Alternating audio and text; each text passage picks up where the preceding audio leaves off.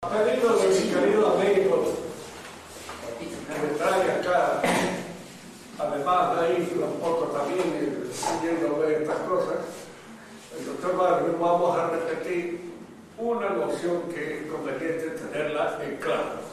Y me parece que el aparato de él se dejó a registrar el padre. Cuando nosotros hablamos de una ciencia, lo primero, el conjunto que hay que distinguir es el objeto material. La cosa que esa ciencia estudia y considera. Para la ciencia, la metafísica, que comienza con la ontología, la cosa donde se inicia el conocimiento metafísico es en el ente físico. Es decir, una cosa sensible, visible, que es la que afecta a nuestros sentidos y la que se pone en contacto con nuestra mente a través de los sentidos. El objeto material es ese. El objeto formal, terminativo, lo que en latín se llamaba objectum formale quod, es la entidad. Si fíjense que si nosotros tuviéramos el ente físico, desde un punto de vista físico, lo que nos interesa observar es la movilidad, es decir, los cambios que en ese ente se producen, se provocan. Estos cambios pueden ser de distinta calidad, tanto que la física estudia un tipo de cambio, la biología otro tipo de cambio, la psicología otro tipo de cambio, etcétera, etcétera. Cada una de esas ciencias tiene y se distingue de las otras por el objectum formale quod, es decir, lo que en el lenguaje común se ha traducido como objeto formal terminativo. Es aquello que la ciencia busca.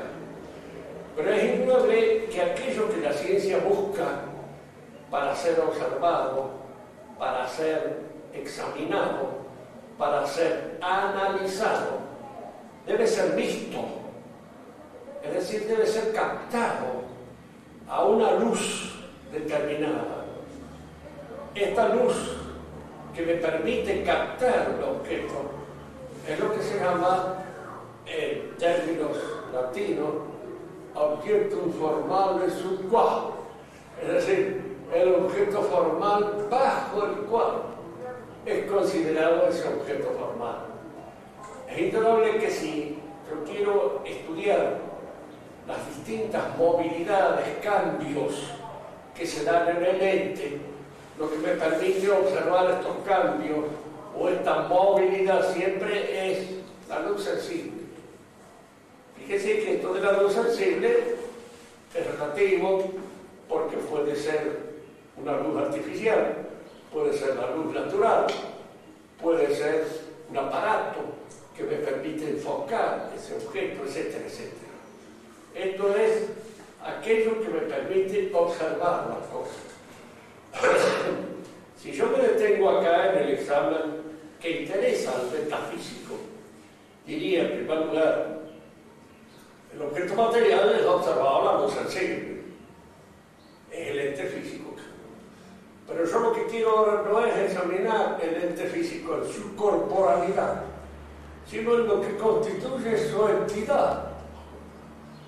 ¿Qué es lo que es el ente y cuáles son los principios que lo constituyen al ente en tanto que ente? Es decir, ¿cuáles son los principios que explican la entidad? Y eso indudablemente no puede ser observado a la luz sensible de ningún aparato. Tiene que ser observado a la luz de la razón. Y entonces salíamos de como hay otras ciencias que permiten esta observación racional sin que uno se alarme demasiado, porque es una ciencia que se conoce, que se constituye, que es la matemática. Por eso Platón aconsejaba estudiar matemática para aquel que se iniciaba en la filosofía, porque era una suerte de preámbulo o de entrenamiento para observar el objeto, para observar aquello que estamos viendo. Lo que permite entonces la luz subcual, bajo la cual es observada la entidad y son examinados los principios que constituyen toda entidad, es la razón, a la luz de la razón.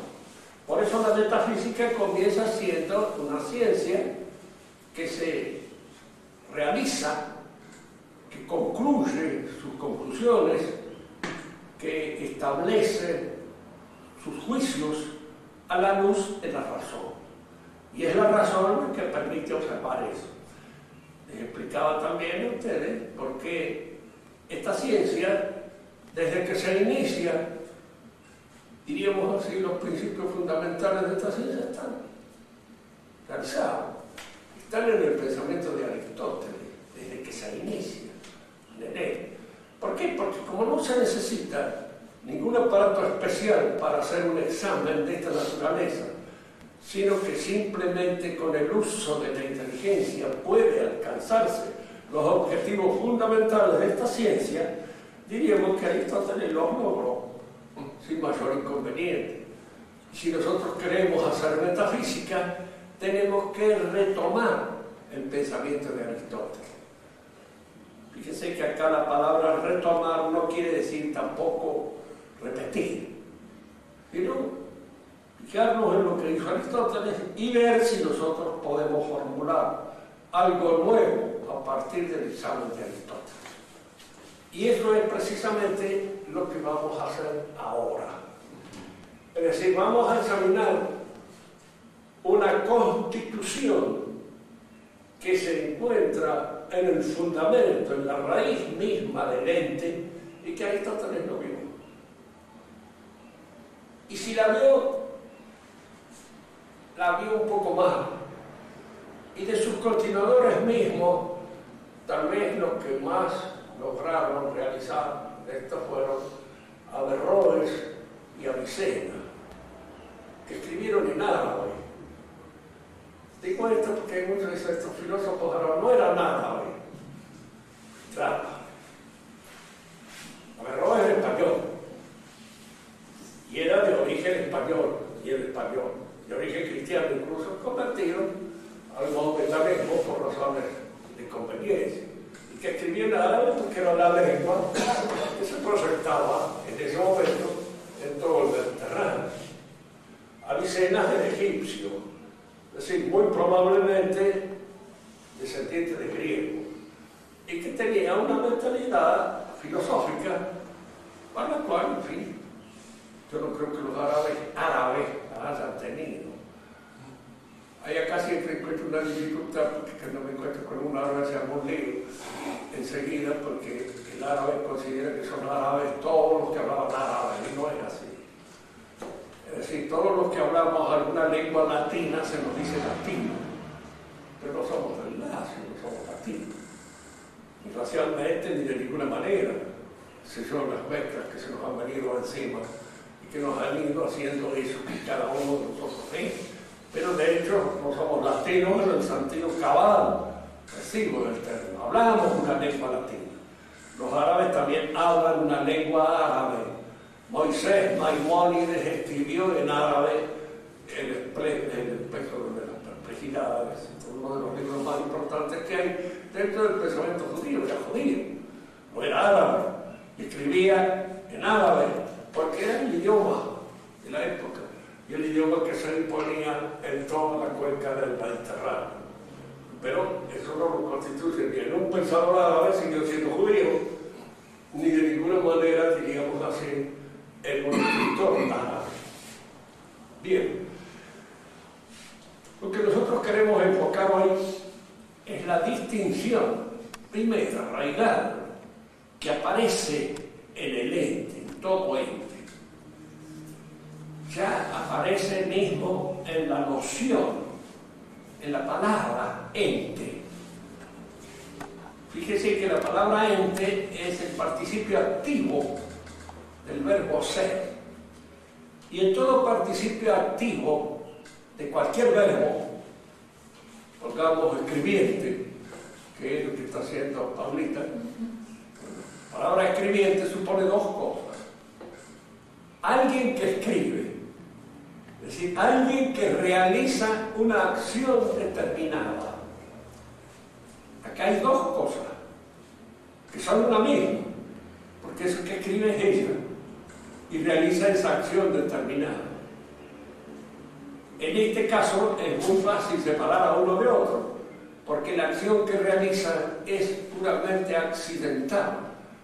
Puede realizarla o no realizarla, puede realizar esa acción, puede realizar otra. Y en vez de escribir puede cantar, o puede bailar, o puede hacer cualquier otra cosa. Entonces sería escribiente, sería bailante, sería cantante. Es decir, el participio activo siempre de una acción que realiza. Todo ente realiza la acción de ser, es. Fíjense que hay entes que no son. Y eso mismo permite distinguir mejor el ente que es y aquello que es puramente marcado por la inteligencia. Por ejemplo, un triángulo no es. Para decirlo en términos que nosotros entendemos mejor, no existe. Independientemente de nuestra inteligencia, porque es una definición pura y exclusivamente intelectual. Entonces no tiene ser, no realiza esta acción de ser. El ente es el que es. En ese sentido, este participio activo realiza la acción de ser. Pero estas dos cosas hay que distinguirlas. Un ente, ¿qué es? Un ente es algo, cualquier cosa, que le toca ser, realiza la acción de ser. Cuando el escribiente lo examinamos nosotros y vemos que las dos cosas pueden ser pensadas separadamente, porque el que escribe es una persona, cosa, y el acto de escribir es otra cosa.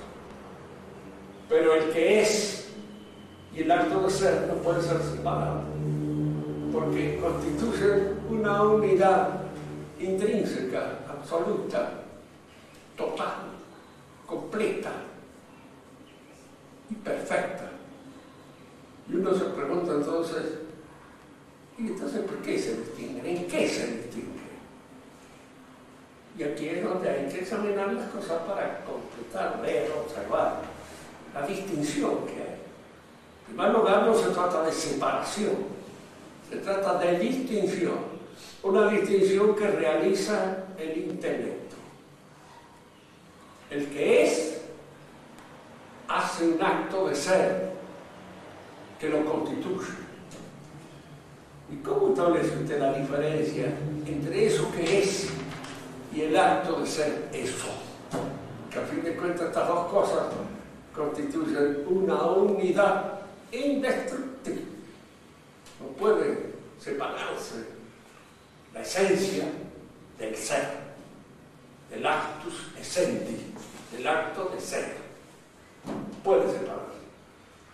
Pero veamos algunas aproximaciones que nos permitan distinguirlo.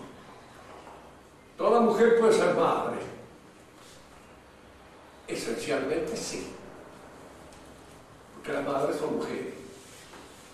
Entonces toda mujer, de hecho, esencialmente puede ser madre.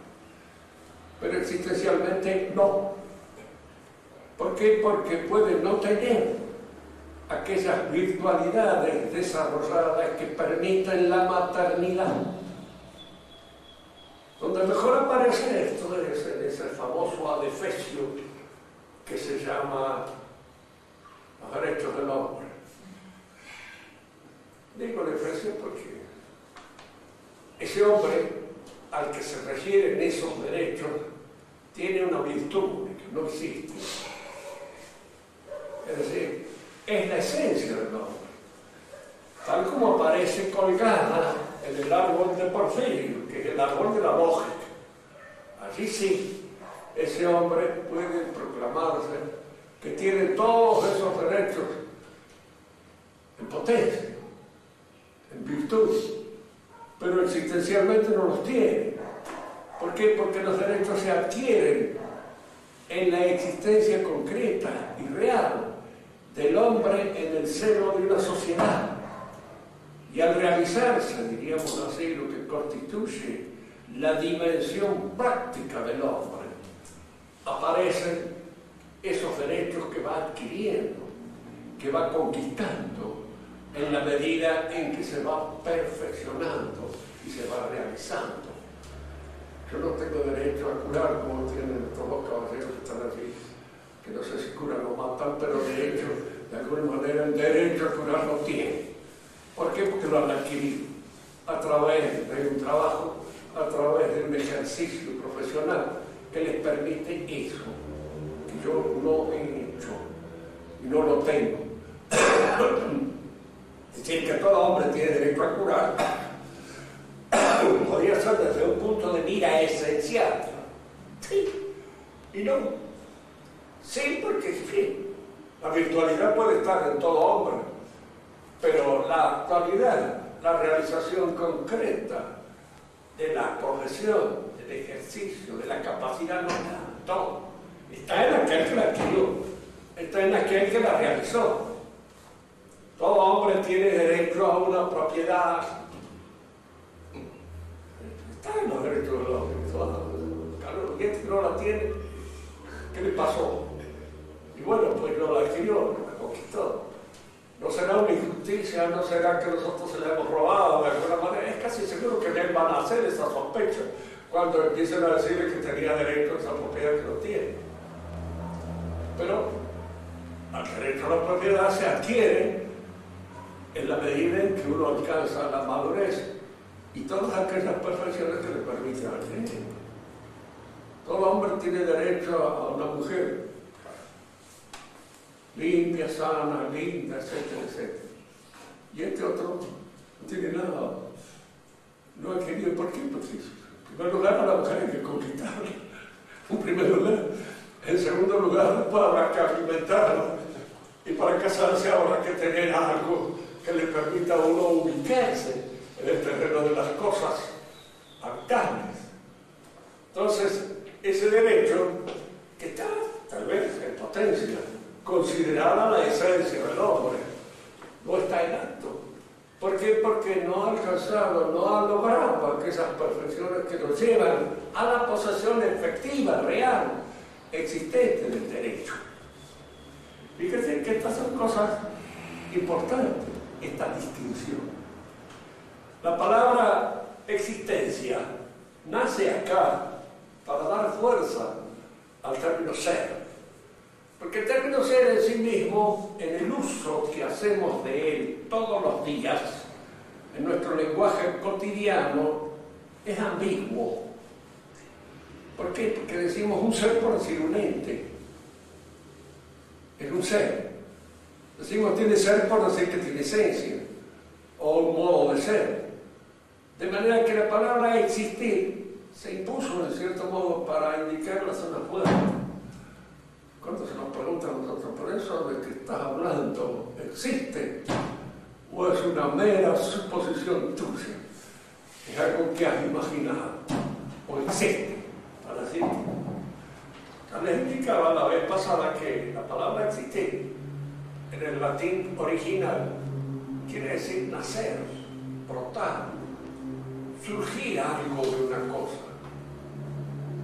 Yo recitaba una frase de Lucrecio, que era que recuerdo: verbes ex extercore exitu, es decir, que los gusanos nacen del estiércol. No había pasado Pasteur por no recuerdo, pero en ese momento estaba dentro del pensamiento de Lucrecio, sin pasteurización. No había. Entonces los gusanos brotaban. Pero el término empezó a adquirir fuerza de representación existencial, digámoslo así, para indicar aquel acto de ser que constituye efectivamente eso que nosotros damos a existencia. Y que aparece, diríamos, este término, traído a colación con una fuerza especial en ese movimiento de pensamiento que nace con ese escritor danés, Kierkegaard. Con él nace el existencialismo. ¿Por qué? Porque él invertía en ciertas cosas. No estudió, no fue tomista nunca. Ustedes lean alguna vez y tienen la oportunidad del libro que Castellani le dedicó. Y que es un libro muy bien hecho. Castellani era un buen pensador. Y además estaba formado en la escuela tomista y podía observarlo desde esa postura. Él tal vez lo considera mucho mejor de lo que en realidad era, pero no está mal. Castellani es sacerdote, y los sacerdotes a veces tienen la bondad de canonizarlo un poco antes de que aparezcamos en el terreno de las canonizaciones reales, porque, sí, recuerdo también el caso de Castellani, como Rousseau se confiesa en las confesiones. Castellani: ego te absolvo in nomine Patris et Filii et Spiritus Sancti. Amén. Pero las confesiones no son mentiras. La mayor parte de las cosas ha errado, ha confesado mal, no ha dicho lo que era. Se inventa un personaje. Yo no digo que Kierkegaard pasa lo mismo, porque Kierkegaard es un pensador de una gran autenticidad cristiana. Pero es un pensador bien distinto de estas cosas. Por ejemplo, tomemos 3 o 4 aspectos de su existencialismo para advertirlo. Todos nosotros somos únicos, ¿verdad? Lo sabemos. No hay otro. Vos sos única. Y como vos no hay otra. Viva medalla que nunca se volverá a producir. Así dice García Lorca de, ¿cómo es el Santos Mejía, el torero al cual le dedica viva medalla que nunca se volverá a producir? Es cierto, cada uno de nosotros es único. ¿En qué consiste nuestra unicidad? Conozco yo, sé que soy único, pero ¿en qué consiste mi unicidad? No sé. ¿Qué es lo que Dios ha querido decir con eso que soy yo? Algo debe haber querido decir. Pues un buen escritor de un poema no pone una palabra inútil. Porque una palabra inútil en un poema es como en una casa algo que no tiene sentido. Algo que está allí como un ornamento puramente oficioso, sin cumplir ninguna cosa, porque lo veo así, cosas que para que entre en la luz, etcétera, etcétera, y todo cumplen función, ¿verdad? Ahora, si la vida toda nuestra es el poema escrito por Dios y nosotros somos palabras de ese poema, la pregunta: ¿qué quiso decir Dios conmigo? Yo había cumplido 85 años, podría haber dado cuenta de lo que Dios quiso decir, pero no, todavía no lo sé. Y espero saberlo después, por lo menos según las promesas de nuestro Señor. Puede ser que luego lo sepa y alguna vez me despierte del otro mundo sabiendo qué es lo que quiso decir Dios conmigo, pero ahora no lo sé. El existencialismo nace entonces como un escudriñamiento, como una búsqueda de esa realidad existencial que cada uno de nosotros es. Y buscar en esa realidad existencial que cada uno de nosotros es, aquella realidad que efectivamente le corresponde. ¿Qué? Está entonces aquí, que sé que se perfilan 2 conocimientos. Un conocimiento racional fundado en la esencia.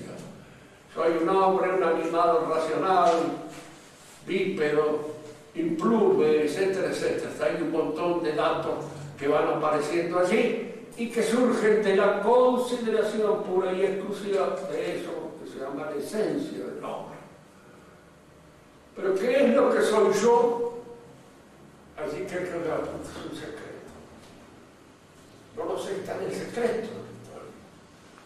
adivinar, penetrar en el secreto de eso que yo soy, es un esfuerzo titánico y que yo creo que no conduce a ninguna parte, sino que conduce simplemente a distinguir estas dos cosas. Lo que soy por esencia, que está reflejado en una antropología, en una ciencia universal y necesaria, y lo que soy en mi realidad efectiva, concreta, existencial, que no está en ninguna parte, y que yo mismo lo ignoro. Y sin embargo hay una serie de nociones que van surgiendo en este examen existencialista que hace Kierkegaard, van surgiendo, van apareciendo. Que soy un secreto, bueno, esto aparece. Efectivamente hay algo en mí que es secreto, que está reservado solamente a aquel que me creó. El nombre de cada uno de nosotros solo Dios lo conoce. Porque conocer el nombre de una cosa en el sentido tradicional, teológico del término, es conocer las cosas. Cuando Dios le enseñó al hombre el nombre de las cosas, le enseñó lo que cada cosa era. El primer hombre lo sabía, parece ser, si interpretamos nosotros esa referencia de la Biblia a que Dios le enseñó al hombre el nombre de las cosas, el hombre conocía el secreto íntimo de las cosas, las conocía. Debía conocerse a sí mismo, pero nosotros hemos perdido esa ciencia, ya no la conocemos. Yo les explicaba en alguna oportunidad y vuelvo a repetirlo ahora porque son cosas comunes, pero que vienen de alguna manera a confirmar estos acertos de la filosofía. El encantador de serpiente, que encanta a la serpiente, toca una nota determinada. A uno de ellos una vez le preguntaron: ¿y qué dice esa nota? El nombre de la cosa. Ese es su nombre. Y fíjense que esto coincide con una cosa que es corriente. En el principio, el lenguaje era cantado. El hombre cantaba. Y en alguna medida este canto es el que da el sentido de las verdades, que son llamadas con un canto especial. Y en el caso de la serpiente también. Yo no sé de muchos otros casos, pero conozco hombres, he conocido, que tenían la capacidad de hipnotizar el caballo, por ejemplo. Pegaban un grito al caballo, un potro, en el corral lo paraban. Se le arribaban con el bozal, lo embozalaban, cosa que uno no podía hacerlo ni por broma, que lo paraban, lo llevaban, traían. ¿Qué es lo que hacían? ¿Qué virtud tenían? ¿Cómo se aproximaban a esa realidad de una manera tan absolutamente inédita y diferente a la que nosotros tenemos? Un secreto. De hecho, existen cosas así, la cultura hindú, que indican que hay ciertos aspectos de la vida interior, como la transmisión del pensamiento, etc., que efectivamente se realiza, se efectúa entre nosotros. Se ha perdido esa noción, se han perdido esos conocimientos, han desaparecido, permanecen en ciertas tradiciones, en otras han desaparecido del todo. ¿Son posibles? Aparentemente parece que sí, porque de hecho estos que llamamos fenómenos parapsicológicos, para darles un término determinado, que se dan y existen. Hay hombres que efectivamente han visto levitarse, ¿no? En el caso de un Santo Tomás, en fin, eso puede ser una gracia especial que yo le conceda. A Santa Teresa también concedía. Muchas veces las monjas la vieron levantada varios centímetros y a veces casi metros del suelo, en estado de éxtasis. ¿Cómo se podía ser? ¿De qué manera puede penetrar en el secreto del cuerpo? Y otra cosa que aparece en Kierkegaard que es interesante determinar es cómo en nosotros la decisión fundamental se realiza en el instante, dice él. ¿Qué es el instante? El instante es el tiempo que nos es concedido.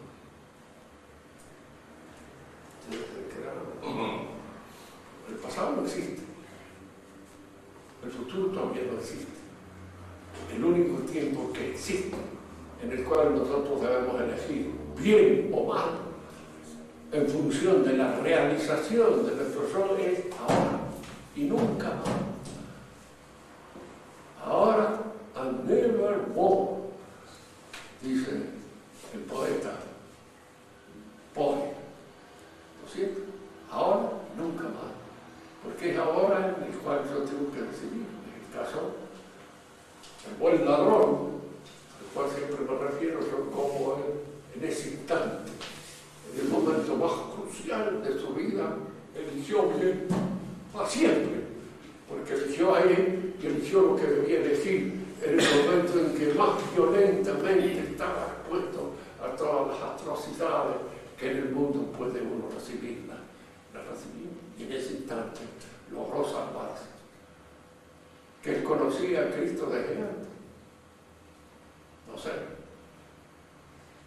En alguna oportunidad escribió un cuento sobre eso, pero es un cuento. Es decir, que es una invención pura y exclusiva, no sé, nada. Que ellos conocían en alguna oportunidad de niño. Bien. Entonces aquí la distinción entre eso que es lo existente, efectivo, y eso que es lo esencial, es una distinción que el existencialismo nos ha permitido observar mejor. Fíjese, no hay ninguna necesidad de ser existencialista, pero desde el tomismo se puede tomar cosas que el existencialismo ha enseñado y ha permitido de alguna manera descubrir con más acuidad, con más exactitud, con más precisión esta distinción de esencia y ser. Esta distinción entre el modo de ser, con todas sus virtualidades, y la efectiva concreción de esas actividades, de esas posibilidades, de esas virtualidades en el acto de ser, en el acto en que cada uno de nosotros es eso que es, porque nosotros somos eso que somos y que la antropología puede enseñarla, y somos eso que somos y que no hay antropología ni hay nada, nosotros mismos no sabemos esto. Que el único que puede saber qué es lo que somos es Dios, nuestro Señor, el que nos ha hecho. Arrimarnos a ese ser que es el que Él ha hecho en nosotros, eso es conquistar su plenitud. Por eso dice el rezo, ¿sí? Hágase tu voluntad en la tierra como en el cielo. Hacer su voluntad quiere decir ser yo lo que Él ha pensado que yo tengo que ser. Pero de alguna manera, ¿puedo yo lograr eso con una cierta acuidad intelectual? No. Me arrimo. Llego hasta eso. En cierto modo lo intento. Y al intentarlo hago un esfuerzo que tendré en cuenta allá cuando llegue el momento, digamos, en que tenga que yo dar cuenta de mis pasos en la tierra. Bien, entonces hay una distinción entre ser y esencia. La esencia es el modo de ser de una cosa. Esto es una vaca, esto es un caballo, esto es un piano, esto es una pared, esto es una casa. Esto está constituido de su esencia. Y el ser es el acto por el cual esa pared, ese caballo, esa vaca, ese hombre, existen efectivamente, se dan. Y hay aquí, a veces, como la plenitud que corresponde a la esencia no está totalmente conquistada en la existencia. Porque es en la existencia donde nosotros, digamos así, fracasamos. y no realizamos todo aquello que debiéramos ser, todo aquello que en alguna medida constituye la plenitud de nuestro ser. Hay distinción, entonces, el ente está compuesto de actos de ser o existencias, queremos llamarle así para emplear el término común, y modo de ser o esencia. ¿Se entiende esto, verdad? Bien. Punto. Pasemos a otra distinción. Ahora examinamos el modo de ser de una cosa. Su modus essentium, su esencia.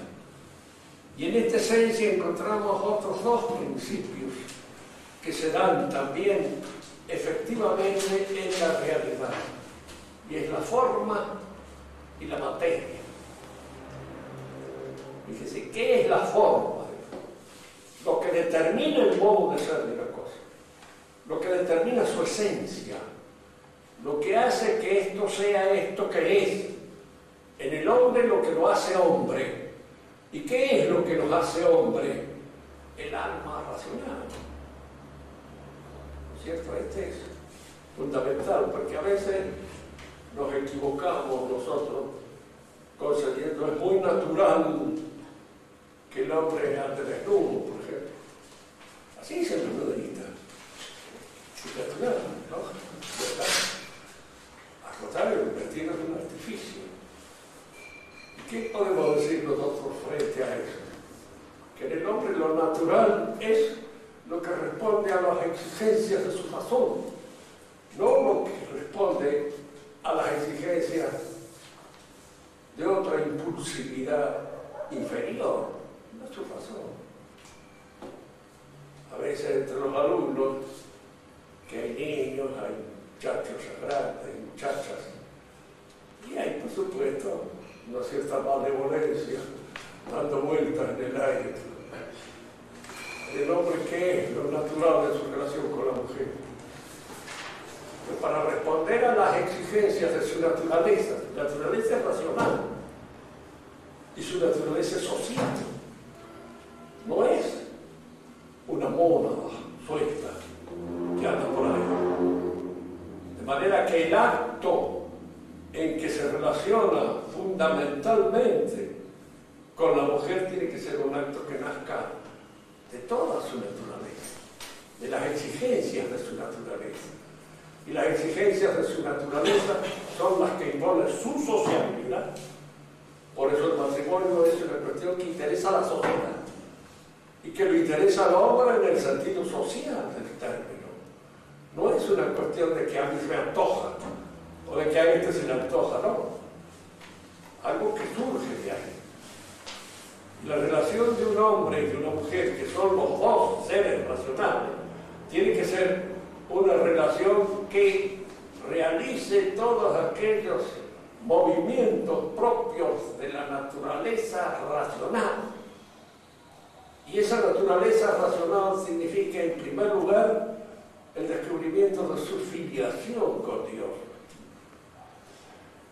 Que el hombre es hecho por Dios es una cosa que tiene que descubrirlo. Y en el ejercicio de su razón, en eso le da la perfección de su naturaleza intelectual. De manera que el matrimonio tiene que ser no solamente una cuestión social, sino una cuestión religiosa. Es decir, una cuestión en la cual estos hijos de Dios se unan para la procreación y para el establecimiento de una familia. Todo eso tiene que darse en esa relación. Si eso no se da, la relación es frustrante. Por eso estas cosas que hay ahora de la familia asistida, lo que hay en la fornicación asistida, eso aparece, diríamos así, como un elemento en el cual el Estado o la misma universidad ahora aparece como coadyuvando a efectivamente la realización del ilícito, que no es natural. Ellos dirían es natural, porque es natural estar desnudo, no es natural. ¿Por qué? Porque el hombre exige a su naturaleza y a los actos rudamente fisiológicos de su naturaleza una incorporación al orden espiritual. Esta incorporación puede ser defectuosa a veces cuando es, por ejemplo, puramente estética, ¿no es cierto? Entonces, por una razón estética, uno se viste o oculta las partes pudendas o de algún modo, pero eso está exigido por nuestra naturaleza racional. Sí, claro que sí, está exigido por eso. ¿Cómo lo podemos ofender a un hombre cuando decimos que come como un animal? Es que no somos animales que comemos, sí. ¿Por qué no podemos comer como un animal? Porque no somos animales en el sentido cabal del término. Y entonces el acto de comer, que es un acto rudamente fisiológico, tiene que estar incrustado, tiene que estar, diríamos así, ornamentado por una serie de exigencias de carácter espiritual, de tipo estético o de tipo religioso. En el principio de las sociedades, el acto de comer es un acto religioso, siempre, fundamentalmente. Tanto que es, fíjese, en nosotros el sacrificio de nuestro Señor Jesucristo, ¿cómo se ofrece? A través de la manducación del cuerpo de nuestro Señor Jesucristo. Es decir, es un acto por el cual nosotros incorporamos a nuestro cuerpo material, a nuestro cuerpo humano, incorporamos el cuerpo de Cristo. ¿Para qué? Para cristificar. En el principio, el acto de comer, en el comienzo de la vida humana, es sacrificio. ¿Por qué? Porque es algo de la realidad que se anula para incorporarse a nuestra realidad. Y si nosotros lo observamos bien, esta lechuga, esta papa, esta zanahoria que incorporamos a nuestra realidad, al convertirse en nuestra realidad, da un paso adelante en su escalafón ontológico. Se hace hombre, se convierte en hombre, y al convertirse en hombre se hace espíritu, y al convertirse en espíritu se aproxima a Dios, el creador de todas las cosas. Este es el sacrificio antiguo, por el cual las cosas que se proveen en la realidad inmediata, que están a la altura, diríamos así, de lo vegetal o de lo animal, se incorpora a nosotros y se reifica, se realiza más perfectamente. Piensen en esto ustedes. Siempre el sacrificio no significa pura y exclusivamente una anulación estúpida, porque eso sería pura estupidez. Quiero quedar bien con Dios, entonces con un dedo para estar me quedo sin dedo. Fíjense que hay a veces penitencias que tienen a veces ese poco sentido, que son un poco absurdas en sí mismos. Los buenos directores espirituales evitan ese tipo de penitencia en el cual hay un debilitamiento absurdo, diríamos así, enfermar el cuerpo para agradar a Dios, presentándolo hecho un asco delante de él. Digo, nos hemos pegado tanto que no podemos dar ni levantar el brazo. En el principio el sacrificio, para ser sacrificio, tiene que ser una anulación en un terreno para recuperarse el otro superior. El hombre que se sacrifica aquí en la tierra, y su sacrificio es el que lo lleva a realizarse en la otra realidad superior. Entonces el sacrificio tiene sentido. Usted no puede exigir a nadie que se sacrifique en un sentido absolutamente nadificante, que sea nada, que se aniquile. Eso no puede ser. No es el verdadero sentido del sacrificio. En el sentido del sacrificio, lo que se aniquila se recupera superiormente arriba. Entonces alguien me dirá, bueno, pero eso va a crear una suerte de toma y daca. Yo te doy esto para que vos me des aquello. Y allí es donde hay que evitarlo, en las cosas espirituales. Es decir, de que uno no haga en el sacrificio un puro negocio. Que uno se dé cuenta de que el sacrificio es una recuperación más alta, pero al mismo tiempo eso debe darse con un espíritu en el cual no intervenga esta toma y daca del negocio. Porque a veces en la formación espiritual de cada uno de nosotros es un poco difícil conseguirlo, porque el alma del negocio está a veces en nosotros. Yo entrego esto para recibir aquello otro. Y eso, no. Porque cuando lo hagamos así, no hemos entregado nada, ni probablemente recibamos nada.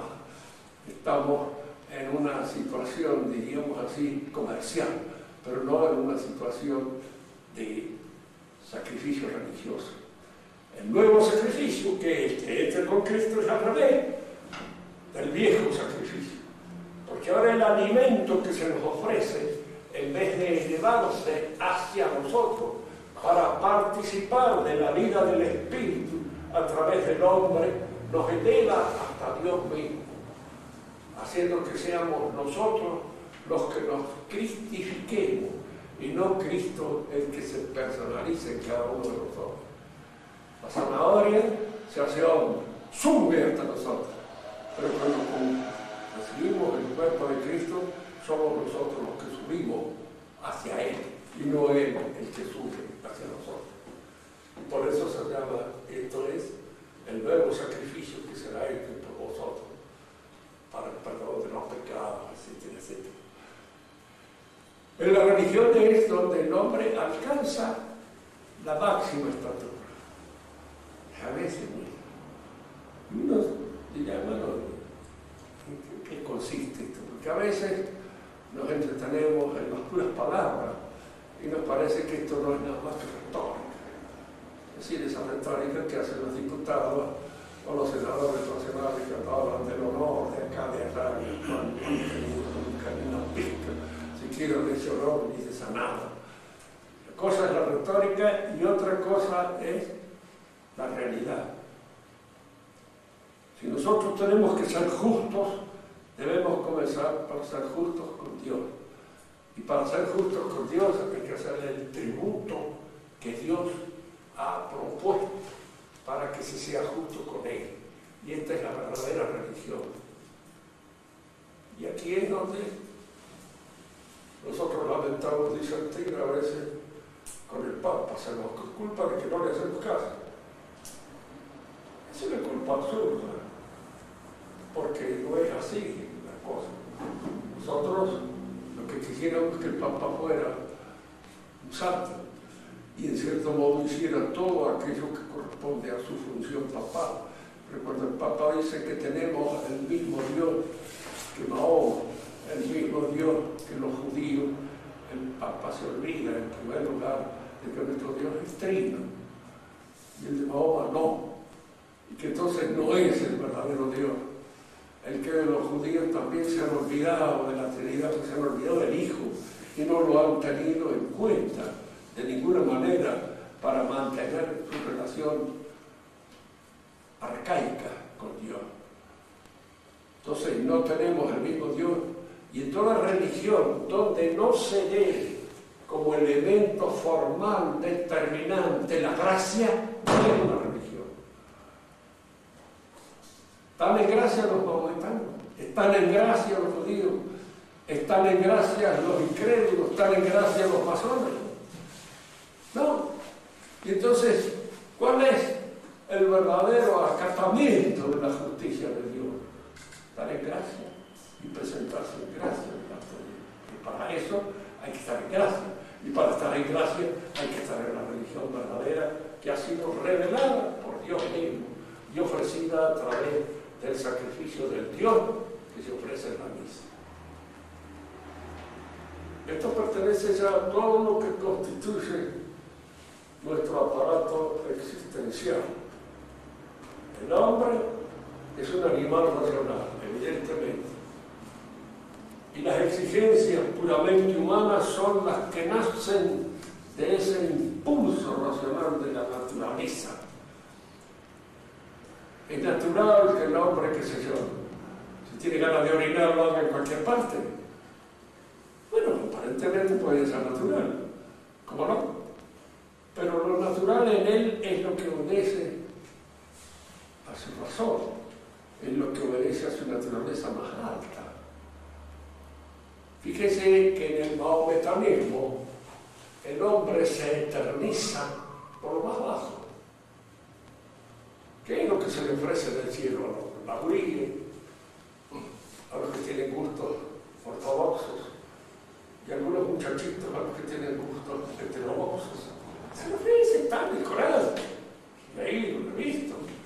Y entonces lo que allí se eterniza es lo que en el hombre perece, es lo que está en la vida baja del animal. Lo que debe eternizarse en el hombre es aquello que apunta a la eternidad. ¿Y qué es lo que apunta a la eternidad? La inteligencia, la razón. Eso es lo que se eterniza. Y eso es lo que constituye un verdadero sentido teológico de la inmortalidad del hombre. Y no esta otra cosa que es todo lo contrario. Es una especie de inserción de lo biológico, de lo puramente animal, rotado al cielo en su eternidad. Claro, el paraíso de Mahoma es uno de los prostíbulos mejor ubicados que puede existir dentro de la imaginación del hombre. Y puede atraerlo en la medida en que esos impulsos, diríamos así, pura y exclusivamente libidinosos, se dan en él con fuerza. Pero eso es la religión. Que el Papa no diga que es una religión. Oiga, para preguntarse, o es un ignorante o es un pícaro. ¿Qué? Dios sabrá, pero de hecho está en esa disyuntiva. Y si es un ignorante, no debía estar en el lugar en que está. Y si es un pícaro, podría ser porque a veces los lugares se conquistan en la vida a fuerza de picardía. Y en donde hay elección hay soborno. Y en la constitución de los papas hay a veces soborno. Ha habido a través de la historia muchas veces. ¿Alguno quiere hacer alguna pregunta? Es el momento de hacerla. Pero siempre conviene hacer en las reflexiones esta referencia a la actualidad, porque nos da seguridad a nosotros. En este sentido, ¿en qué estamos metidos en esto que estamos metidos?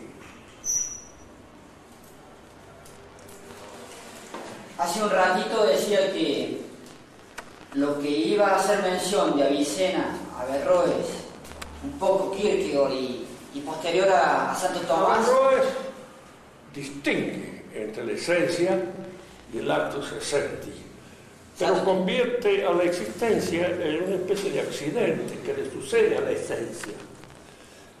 Entonces fíjese que habría entonces así una escisión. Dios habría pensado las cosas antes de hacerlas existir. Pero el pensamiento divino, el pensamiento de la cosa en su existencia es una sola.